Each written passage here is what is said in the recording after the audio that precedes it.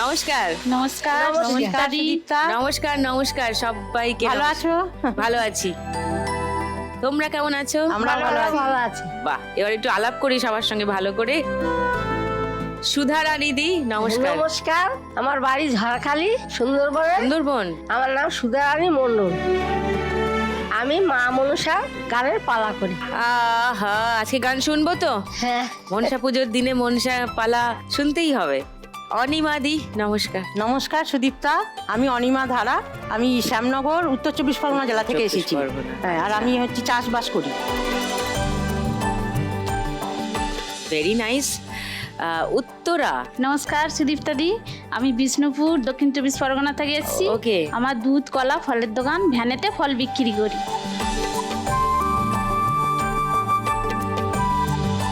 মনসা পুজোর দিনে দুধ কলা আছে, কালসাপ এলো বলে।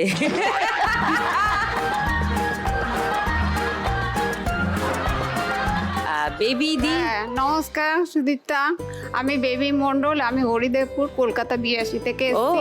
আচ্ছা। আমি একটা কিডনি পেশেন্ট। কিডনিতে সমস্যা? কিডনি ওটি করে বাদ দিয়ে দিয়েছে, কিডনিতে টিউমার ছিল।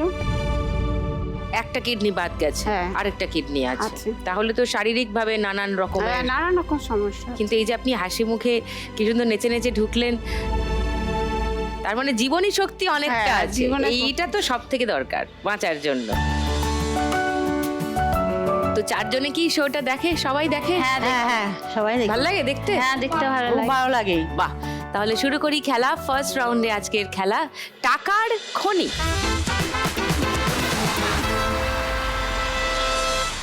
সুধারানী দি, তোমার কথা শুনি। এই মনসা গান পালা গান কতদিনের অভ্যেস? কতদিন ধরে? আমার এই 30 বছর গায়ে। ওরে বাবা। আমার স্বামী জঙ্গলে গেছিল, হ্যাঁ। লোকের পর থেকে বাঘে তুলে নিয়ে গেছে। ও, মাছ ধরতে গেছিল। তারপরে বাড়ি থেকে লোক গেছিল, খুঁজ দিয়ে পায়নি। কি করে জানলে বাঘেই তুলে নিয়েছে? ওই ভাতির সাথে এসে খবর ও, দিছিল সঙ্গে যে সবাই তোমার ছিল। স্বামী লোকের পর থেকে বাঘে তুলে নিয়ে গেছে। বাপরে। তারপরে সেখান থেকে ওরা এসে বললো আর পালাম না, আর কি করা যাবে, সে তো মরেই গেছে, তো আর পাবো না।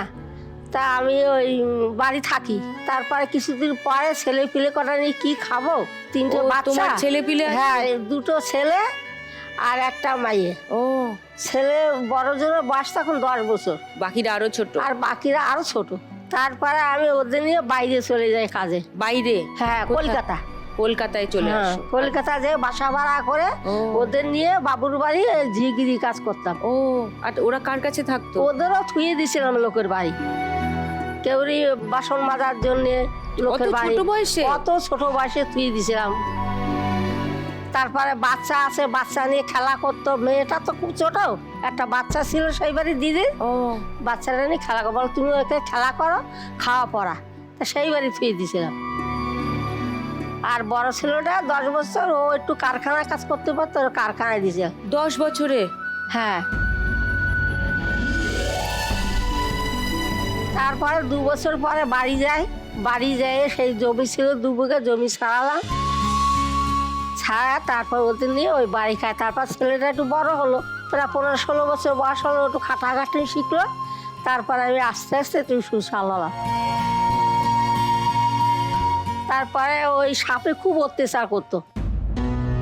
সাপ ঘরে ঢুকতো, উঠোন উঠোন যেখানে সেখানে সাপ দেখতাম। তাই মা মনসারে বলো, মা গো, পুজোও দেবো, তোমার গানও দেবো, আর যদি কোনোদিন আমি বেঁচে থাকি তা তোমার একটা মন্দির আমি করে দেবো। তা আর কোনোদিন করতে পারিনি, কেন আমার ছেলেরা একজন বাইরে কর্ণাটকে কাজ করে, আর একজন বাড়ির এমনি ধান রোয়া কাজটা টুকটাক করে। কোনো রকম সংসারটা চলে। আর মেয়ে কোথায়? মেয়েটা আবার আর এক দুঃখ, মেয়েটা আবার মারা যায় অসুখে। হ্যাঁ?